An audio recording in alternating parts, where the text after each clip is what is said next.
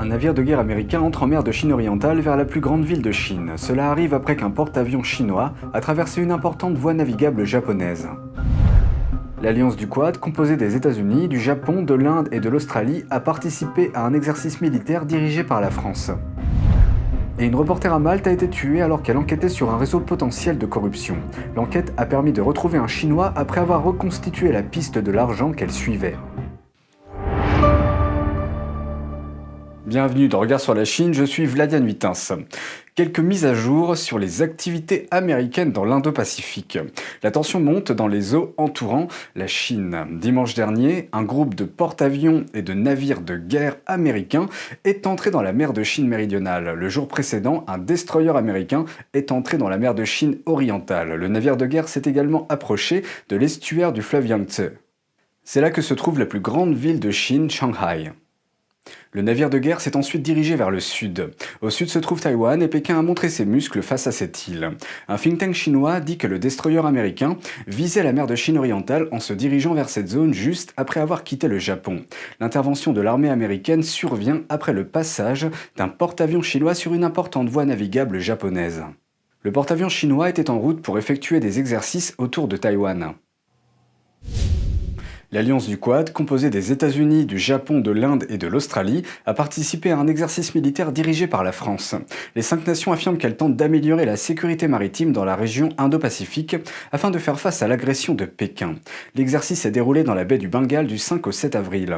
Lorsqu'il a débuté en 2019, seuls les États-Unis, le Japon, l'Australie et la France y ont participé. Mais cette fois-ci, l'Inde les a rejoints pour la première fois.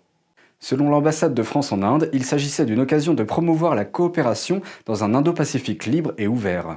Wang He, commentateur des affaires chinoises, a déclaré à The Epoch Times qu'il pense que 2 facteurs expliquent la décision de l'Inde de se joindre à l'Alliance. Le premier est le conflit frontalier entre l'Inde et Pékin l'année dernière. Le second est l'approfondissement de la coopération entre la France et l'Inde dans la région Indo-Pacifique. 30% du commerce mondial passe par l'Indo-Pacifique, mais la militarisation de la mer de Chine méridionale par Pékin pourrait sérieusement menacer la liberté de navigation dans cette région. Selon le média français RFI, la France et les pays du Quad ressentent la menace croissante de la Chine communiste dans la région. Le régime chinois a envoyé plus de 380 avions de guerre l'année dernière dans le détroit de Taïwan. Ce chiffre est encore plus élevé cette année. Dans la mer de Chine méridionale, depuis début mars, le régime a envoyé plus de 220 bateaux de pêche chinois dans les eaux revendiquées par les Philippines. Cette mesure a de nouveau fait monter la tension entre les deux pays. Dans le même temps, il a envoyé des navires de garde-côte dans les îles Senkaku, revendiquées par le Japon, en mer de Chine orientale. Nous nous penchons maintenant sur le contre-coup d'un meurtre brutal. En 2017, la tragédie a provoqué une onde de choc dans toute l'Europe. Elle a également dévoilé un potentiel réseau de corruption. L'enquête a révélé qu'un homme d'affaires chinois est au cœur de la piste du parcours de l'argent. L'affaire concerne Malte, une petite île-nation au milieu de la Méditerranée, et la victime est l'une des journalistes les plus célèbres de Malte, Daphne Galizia. Galizia est connue pour son travail de dénonciation de la corruption. Elle tenait un blog sur lequel elle publiait ses rapports d'enquête et qui comptait plus de vues que la population du pays. En 2017, Galizia enquêtait sur un réseau d'entreprises. Elle les soupçonnait de verser des pots de vin aux plus hauts responsables politiques de Malte. Un jour après le travail, elle est montée dans sa voiture pour aller à la banque. Ce que Galizia ne savait pas, c'est qu'elle était surveillée. Quelqu'un avait placé une bombe télécommandée sous le siège de sa voiture. Le moment venu, le tueur a activé la bombe et Galizia a été réduite à une boule de feu. L'explosion était si puissante qu'elle a fait trembler les fenêtres de sa maison. Son fils s'est précipité sur les lieux, pieds nus, mais il n'a même pas pu voir le corps dans la voiture. Les seules choses qu'il a pu trouver étaient des lunettes et des morceaux de chair sur le sol. La mort de Galizia a ébranlé Malte. Cela a fait tomber le premier ministre du pays et a fait des vagues dans toute l'Europe. I expect there to be a thorough and independent investigation free from any political interference.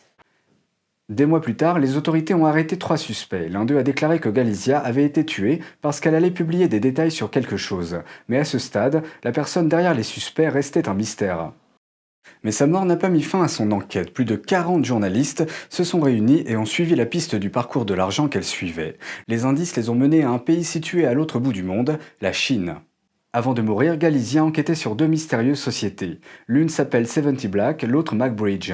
Une source lui a dit que ces deux sociétés sont cruciales pour démêler le réseau de la corruption. De plus, un courriel divulgué indique que ces sociétés enverraient environ 2 millions d'euros à deux politiciens. L'un est le ministre maltais de l'énergie, l'autre est un proche collaborateur du Premier ministre du pays. Galizia a mentionné 70 Black à plusieurs reprises sur son blog. Elle pensait que l'entreprise était liée à des politiciens de premier plan, mais n'était pas en mesure de le prouver. Un an après sa mort, les journalistes ont finalement découvert le propriétaire de 70 Black. Son nom est Jørgen Fenech, l'un des hommes les plus riches de Malte. En 2019, Fenech a essayé de s'échapper de Malte dans son yacht de luxe, mais les autorités l'ont arrêté en mer. Il est accusé d'avoir orchestré la mort de Galizia. En fouillant son appartement, la police a trouvé la carte de visite d'un Chinois nommé Chen Cheng. Plus tard, la police a pu soutirer un autre indice à Fenech, qui l'ont interrogé sur l'autre entreprise dans l'email divulgué, MacBridge. Fenech a répondu que le nom MacBridge signifiait Malta China Bridge, mais n'a pas donné plus de détails. On ne sait pas si la police lui a posé des questions sur l'homme chinois. MacBridge s'est avéré plus difficile à retrouver, mais les journalistes ont fini par trouver ses racines à Hong Kong. Son nom combine les caractères chinois de Malte et de la Chine.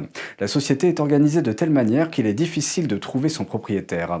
Le registre de Hong Kong n'indique pas le nom du propriétaire. Le seul indice que les journalistes ont pu trouver est la directrice de la société, une chinoise d'une soixantaine d'années. Après de nombreuses recherches, ils ont découvert que cette femme était la belle-mère de Chen Cheng. Il était le chinois sur la carte de visite trouvée dans les affaires de Fenech. À partir de là, les puzzles que Galizia essayait de reconstituer ont commencé à se mettre en place. Chen est un acteur clé derrière un accord majeur entre Malte et le régime chinois en 2014.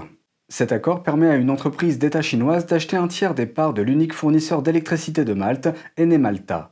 Au cours des négociations, Chen représentait la partie chinoise et Konrad Mizzi, alors ministre de l'Énergie, supervisait la partie maltaise. L'accord fait également partie de l'initiative controversée Ceinture et Route de Pékin, aussi appelée Nouvelle Route de la Soie. Le régime communiste utilise ce projet pour étendre son influence à travers le monde. En apparence, il s'agit d'un projet d'investissement global. Le régime déverse des milliards de dollars dans la construction d'infrastructures pour les pays à faible revenu, mais les critiques affirment qu'il s'agit d'un moyen pour le régime de gagner en influence sur d'autres pays. Pour ce faire, Pékin a recours à des prêts prédateurs et attire les pays dans le piège de la dette. Le régime saisit ensuite les actifs stratégiques de ces pays s'ils ne peuvent pas rembourser les prêts. À l'époque, l'opération représentait le plus gros investissement étranger à Malte, soit la somme astronomique de 300 millions d'euros. Mais il avait déjà suscité des critiques à l'époque pour avoir accordé à la société chinoise des conditions trop avantageuses. L'importance de Chen ne s'arrête pas à l'accord sur l'énergie. Il est également en lien avec les flux d'argent secrets dans l'email qui a fuité. Après l'accord sur l'énergie, Chen a persuadé la compagnie d'électricité maltaise Enemalta d'acheter un autre parc éolien. Après l'approbation de l'accord, Chen a fait entrer un intermédiaire dans le jeu. Voici comment cela fonctionne. La société de Fenech, 70 Black, a accordé à l'intermédiaire un prêt de 3 millions d'euros, et l'intermédiaire a utilisé cet argent pour acheter le parc éolien. Une semaine plus tard, un cabinet comptable a indiqué dans un courriel que 70 Black et MacBridge enverraient 2 millions d'euros aux sociétés écrans de ses clients en un an. Les clients du cabinet sont les deux hommes politiques, Konrad Mizzi, alors ministre de l'Énergie, et Kai Schembri, chef de cabinet du Premier ministre. C'est la fuite de cet email qui a conduit Galizia à enquêter sur les deux sociétés. Peu après, la société maltaise Enemalta a acheté le parc éolien à l'intermédiaire pour 10 millions d'euros. Cela signifie que l'intermédiaire a gagné plus de 7 millions d'euros. L'intermédiaire a ensuite remboursé à 70 Black le prêt de 3 millions d'euros, mais il a aussi donné à 70 Black le reste des gains comme bénéfice. Une fois l'affaire conclue, 70 Black a donné plus d'1 million d'euros à l'une des sociétés de Chen. Les autorités maltaises enquêtent sur la société de Chen. Elles la soupçonnent d'avoir versé des pots de vin à des hommes politiques maltais et d'en avoir tiré profit. Les autorités examinent également l'accord sur le parc éolien. Parmi les deux hommes politiques, l'ancien ministre de l'énergie nie tout lien entre son entreprise et MacBridge. Il n'a pas été inculpé. L'ancien chef de cabinet Schembri dit avoir des projets d'affaires en cours avec MacBridge et 70 Black, mais nie tout acte répréhensible. Quant au magnat de l'énergie Fenech, il attend son procès pour avoir possiblement organisé l'assassinat de Galizia. Il a plaidé non coupable. Entre-temps, la famille de Galizia fait toujours face à la douleur. Son fils Matthew dit que les nouvelles découvertes confirment ce que sa mère a essayé de faire voir aux autres. Il a dit « L'enchevêtrement criminel d'intérêts politiques et commerciaux est un problème majeur de notre époque. La corruption coûte des vies, tout comme elle a coûté celle de ma mère. » Il ajoute que sa mère aurait été ravie de voir cela, que son travail est reconnu et qu'elle n'était pas seule dans son combat.